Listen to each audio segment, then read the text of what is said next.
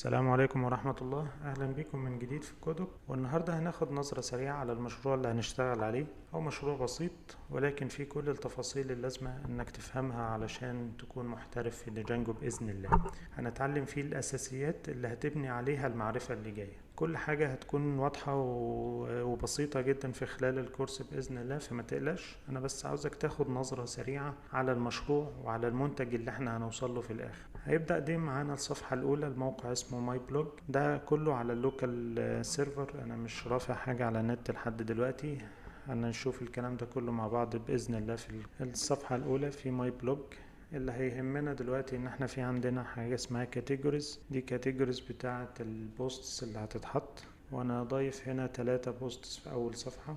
طب نشوف البوست ممكن يوصلنا لايه. ده شكل البوست في الصفحة الاولى، الكاتيجوري وعنوان البوست، وفي بس كام كلمة في الاول، وفي بعد كده ريد مور. ندخل بقى على صفحة البوست نفسها، هنلاقي عنوانه، الصورة، مين اليوزر اللي كتبه، التاريخ اللي اتكتب فيه، وصف البوست، وبعد كده ممكن نضيف كومنتس. الكومنتس لو حد ضاف كومنت هيبقى موجود هنا، وفي عندنا هنا فورم علشان نضيف بيه كومنت. اي حد يدخل على الصفحة دي ممكن يضيف كومنت ويعمل صفحة. في عندنا هنا all posts، دي صفحة مجمع فيها كل البوستس اللي موجودة، برضه موجود العنوان وموجود التاريخ وموجود مين اللي عمله والحاجات دي كلها. بنرجع بقى للهوم علشان نشوف الكاتيجوريز.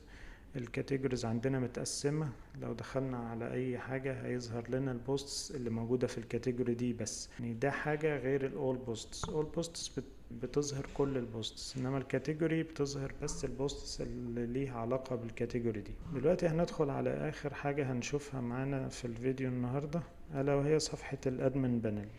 ده جانجو ادمنستريشن. الصفحة دي جاهزة في جانجو، انت مش بتعملها من الاول خالص. الحاجات دي بس هي اللي متغيرة. انت هتلاقي عندك authentication و authorization، ده اللي فيه اليوزرز بتوع الموقع، والبوست ده اللي متقسم بقى فيه كذا حاجة، الكاتيجوريز والكومنتس والبوست.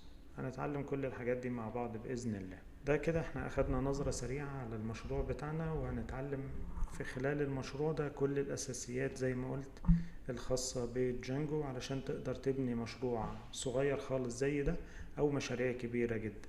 في نهاية الكورس هيبقى في مشروع هنشتغل عليه، وانت هتشتغل عليه بنفسك، يكون في تفاصيل اكتر، في فانكشنز اكتر، وفي لوجيك اكتر من ده.